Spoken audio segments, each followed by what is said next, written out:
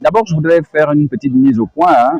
Vous savez, par rapport à ce qui est en train de se faire depuis la prise de pouvoir par l'équipe du président Oligui, nous avons deux catégories de citoyens, nous avons deux catégories de personnes.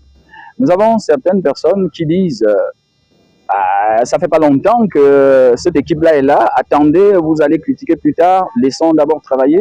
Ça, c'est une première équipe. La deuxième équipe dit, écoutez, il y a un proverbe bien de chez nous qui dit que ne se trompe jamais que celui qui n'agit pas, et lorsqu'on veut que les choses marchent dans le sens qu'on le souhaite, il vaudrait mieux battre le fer quand il est chaud. Moi, j'appartiens particulièrement à ceux qui disent que, en observant tout ce qui est en train de se passer, il faut pouvoir dire à l'opinion et à l'intention du président Oligui ce que l'on conçoit comme mal et ce que l'on conçoit comme bien. Voilà, c'est la première chose à faire. La deuxième chose, en ce qui concerne toujours ce qui est en train de se passer, c'est d'apprécier en tant que citoyen tout ce qui est en train de se faire. Je vous fais constater qu'à ce niveau-là aussi, on peut avoir deux catégories de personnes. Ceux qui voient le verre à moitié plein et ceux qui voient le verre à moitié vide. Alors, vous aurez constaté, en ce qui concerne les actes que pose le président de la République depuis qu'il est là, nous avons constaté qu'à peine il arrive, on dégage 100 postes budgétaires pour les enseignants. Nous avons applaudi, même si nous avons eu des réserves par rapport à la façon de procéder, parce que quelles que soient les conditions, il est quand même bien d'écouter le maître de la bouche du compteur. Donc, il aurait fallu à ce niveau-là, puisqu'il était disposé à recevoir toutes les organisations de la société civile, y compris même toutes les autres composantes, qu'on lui dise clairement quel est l'état de la situation, quels sont les besoins réels.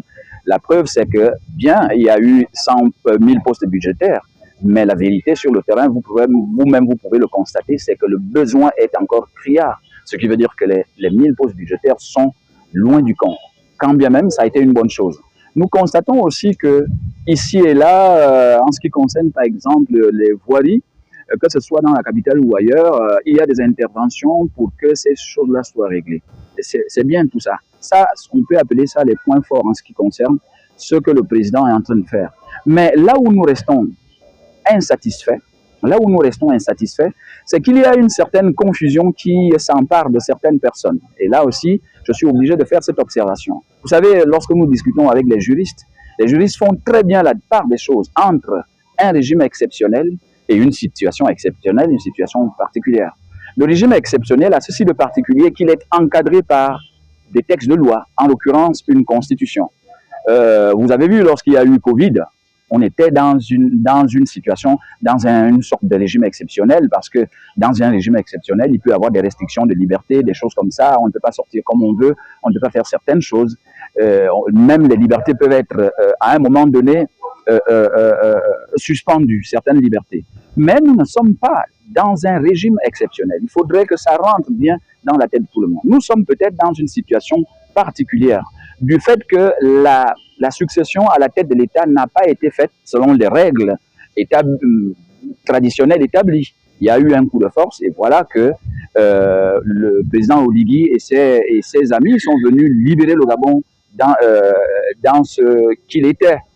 On ne vivait pas, tout le monde survivait. Il y avait une situation exécrable. Tout le monde a applaudi. Il ne faudrait donc pas que dans cette situation particulière, qui n'a rien d'un régime exceptionnel, et au prétexte que nous sommes dans une situation particulière, que certaines libertés, que certains droits soient de fait interrompus. Nous venons de faire un point de presse, je ne vous le fais pas dire. Ce qui s'est passé à la SEG est loin de nous réjouir, non pas seulement en tant que citoyen, mais surtout en tant que syndicaliste, défenseur des droits de l'homme. On ne peut pas accepter. Ce que nous aurions souhaité, c'est que le président de la République, lors d'un différend comme ça, appelle les partis en présence. Pourquoi pas? C'est le président de tout le monde. Et demande qu'est-ce qui ne va pas réellement. Et puis, il allait avoir forcément les deux sons de cloche et pouvoir statuer en connaissance de cause. Mais que l'on interpelle les syndicalistes tel que ça a été fait, avec tout ce qu'il y a eu autour, nous ne sommes pas du tout d'accord avec ça. Et nous préférons dire par rapport à ça au président, nous préférons être du côté de ceux-là qui tirent la sonnette d'alarme. qui tire la sonnette d'alarme pour dire attention, il peut avoir un problème à tel ou tel niveau, et lui dire de se méfier de ceux-là qui passent tout le temps autour à applaudir de façon mécanique, à applaudir. Ceux-là ne font pas nécessairement ce qu'il faut faire pour que notre transition puisse réussir. Tout le monde rêve que cette transition-là puisse réussir, et on ne voudrait pas que ça capote pour revenir au système qui a précarisé les gens vraiment de façon sauvage. Non, hors de question. Voilà pourquoi, comme vous le constatez, nous sommes dans une situation de mi-figue, mi-raisin. C'est vrai que nous continuons à l'observer et nous ne cesserons jamais de tirer la sonnette d'alarme à chaque fois que nous constatons que quelque chose ne va pas. Pour exemple, par rapport aux actes du président de la République, tout le monde a appris à travers la presse que la dette extérieure, autant pour moi, avait été quasiment soldée. Alors que lorsqu'on se souvient des premières déclarations du président de la République à la présidence, tout le monde suivait. La préoccupation qui semblait être les siennes à ce moment-là, c'était la situation des retraités qui sont nos membres qui sont allés en retraite, pour lesquels nous continuons de demander que justice soit faite à leur encontre. Que la dette intérieure était assez asphyxiante pour tout le monde, et en particulier pour les agents de l'État. Mais ce qu'on a constaté par la suite, c'est que c'est la dette extérieure qui a été d'abord payée. Il peut y avoir des raisons. De toutes les façons, ce que nous constatons, nous ne sommes pas des spécialistes en matière d'économie, mais ce que nous constatons, c'est qu'au moment où nous parlons, aucune dette, en tout cas en ce qui nous concerne, hein, nous les agents de l'État et nous les enseignants, de façon particulière, aucune dette intérieure n'a été payée. Nos rappels soldes sont toujours en rade, les situations administratives sont toujours en rade. Et nous ne pouvons pas, lorsqu'on considère ce que le Premier ministre a dit en disant qu'il faut d'abord réunir toutes les conditions possibles. Savez-vous, par exemple, que n'importe quel agent de l'État peut être, sa situation peut être connue dans la seconde. Il existerait donc des situations pour lesquelles il n'y a pas d'ambiguïté, et des situations que le Premier ministre a critiquées tout récemment, parce qu'il y aurait beaucoup de faussaires. Mais pourquoi ne pas commencer à régler la situation de ceux qui sont en règle? Pourquoi, au nom de ceux qui sont dans